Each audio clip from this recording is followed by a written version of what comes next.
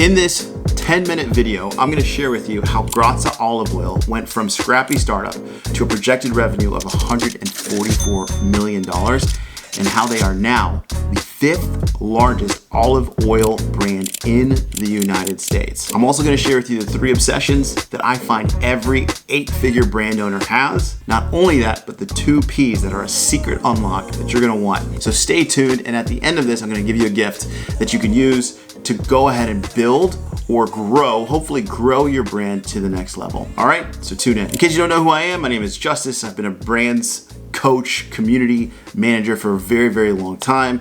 I love working with brand owners, and so today I'm doing a deep dive, kind of a case study of Graza Olive Oil. I know you've probably seen them in your grocery store, you've seen their ads on YouTube everywhere, and just recently they became the mayonnaise and olive oil sponsor of NASCAR. I know, it sounds crazy. I'm gonna share more of that with you at the end about how a new product might actually be taking them away from their #1 focus, but we'll see.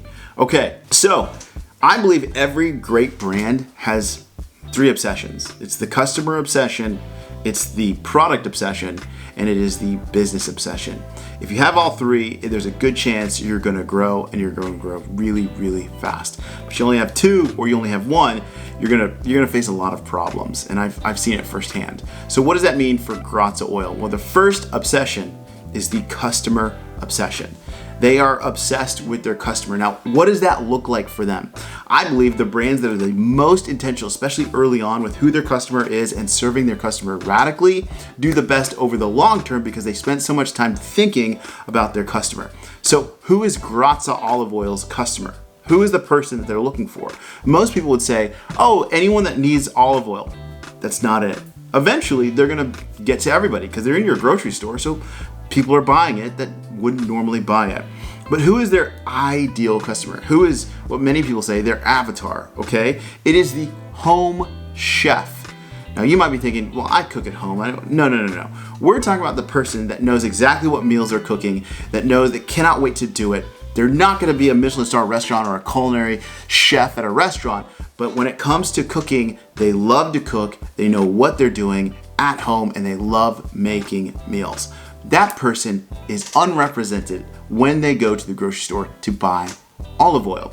See, Graza created what I call the third option, okay? The third option for Graza olive oil was that, people can either get a cheap olive oil that's functional, but it's cheap, okay? Or they can get a really expensive olive oil that's intimidating. Why is it intimidating? Well, they're not that Michelin star chef, so they're not gonna spend $80 on an olive oil and feel like they're using it correctly. But they do need something, and they know it's not Bertolli or whatever cheap olive oil that comes in a big jug, plastic jug. That's not them, so they feel unrepresented. Now here comes the guide, which is the brand. Many brand owners forget that they're the guide. They're not the hero. They're the guide, and the customer is the hero, and you are helping the hero become all that they want to be. And Graza Olive Oil did that fantastically. You see, part of what they did, the insight that I got, is that they came in and said, hey, this customer, they're unrepresented.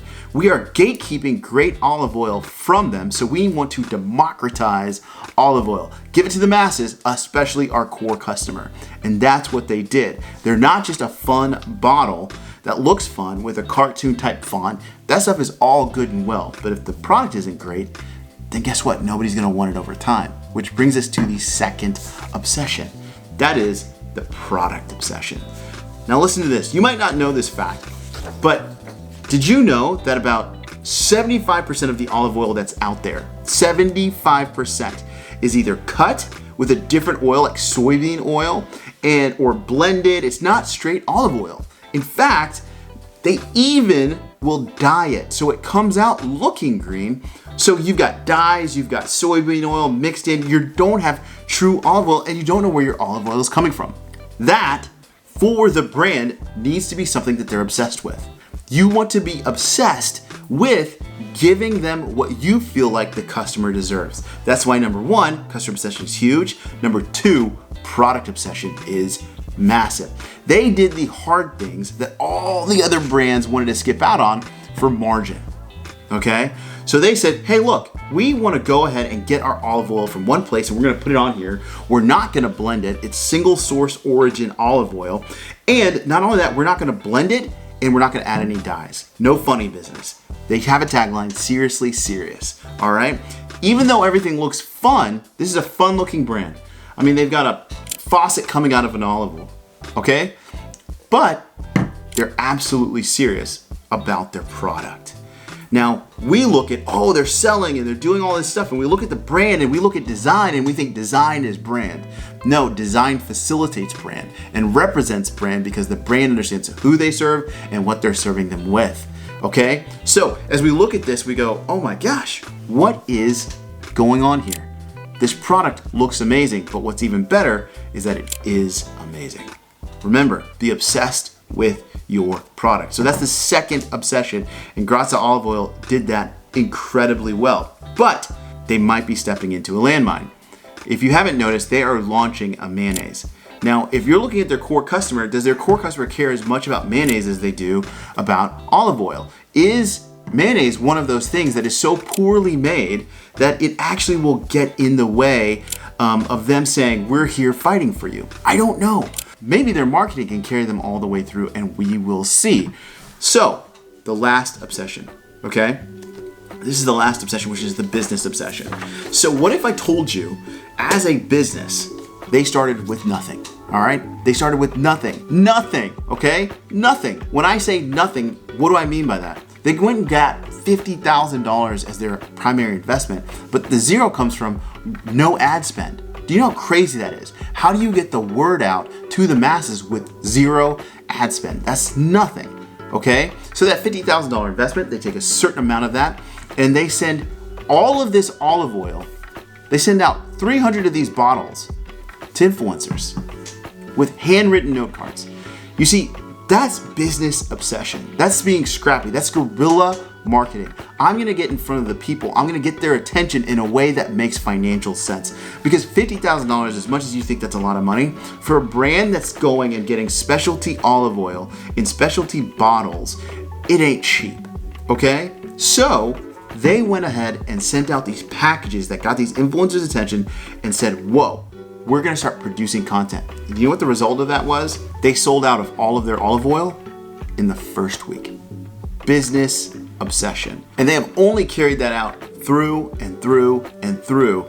And they are now at $144 million. 144 projected revenue in less than 4 years. Most brands would be crying to have that kind of growth. Not only that, but now they're stepping into sponsoring. I mean, they're sponsoring shows, they're sponsoring NASCAR, they're doing a bunch of awesome stuff, but they're doing it differently and they're doing it in a way that doesn't kill their budget.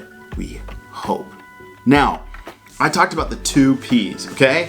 And as I'm looking at my notes, I want to make sure I go over this. The first P that every great brand has is an impossible identity promise, okay? Write this down. Impossible identity promise. You have to understand that whenever you create a brand, you are making a promise to that person's identity. Your core customer has a status that they want to become, okay? So either they want to become it or they feel unrepresented. In this one, they are looking and saying, who represents me? What brand represents me?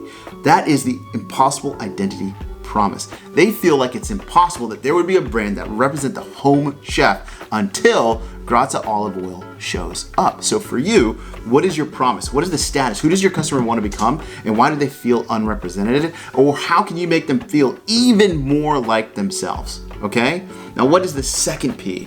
That is the psychotic philosophy. This is something that Andrew Bennon, the founder, does incredibly well. Incredibly well. Okay? There are 2 layers here, and in my research, here's what I found. The first layer is premium food has come in premium packaging, okay? Premium food has to come in premium packaging. Now, layer 2 of this is olive oil industry has been running a confidence scam on American consumers for decades, and nobody was calling it out. How many of you knew that 75% of the olive oil out there was blended and filled with dyes? And would you consume it if you knew that? Probably not. okay? But someone had to come out and say, I'm going to war with the olive oil industry. And I believe the best brands do that. They have a conviction, and that conviction is their rallying cry. Now, if I was to tell Graza Olive Oil one piece of feedback, it was, you should probably yell a little bit louder. You should probably go to war a little bit more. I think there's still meat on the bone for them just in the olive oil space. And I think their biggest risk going forward is stepping into the mayonnaise sector because there isn't as much of a war that I'm aware of. And maybe they'll be the great revealers of this. But for them to come out and say, hey, you, home chef, you deserve to not have blended and dyed olive oil. And in fact, we're gonna come in and solve that problem for you. Think about it. Most olive oil has no olive oil in it. So if you are coming in with your brand and you're going, how do I grow my brand? Where do I go? My question for you is, what are you convicted about for your customer that you believe they deserve that they are not getting? Apple had this, Vans had this, Nike had this early on. Now, you're not thinking about it now because they don't have to keep talking about that, but early on in their time, they had a belief. Now, that belief is something that you carry on for them and represent for them that they believe in their core being. And that, for Graza, is their next step to really grow it. I think, looking externally, looking in, is that they're not fighting for them hard enough. They're almost doing too much product stuff. In fact, they're talking too much about their product and not too much about the problem and how they're fighting for their consumer. But that's just me. I didn't build a $144 million business in less than 4 years. So take it with a grain of salt. Now, what does this mean for you?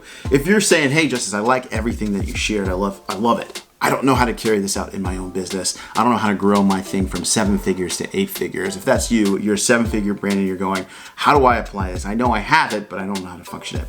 I'm gonna put a link below where you can literally download a workbook I created. It's called the Brand Movement Blueprint. It's pretty stinking awesome.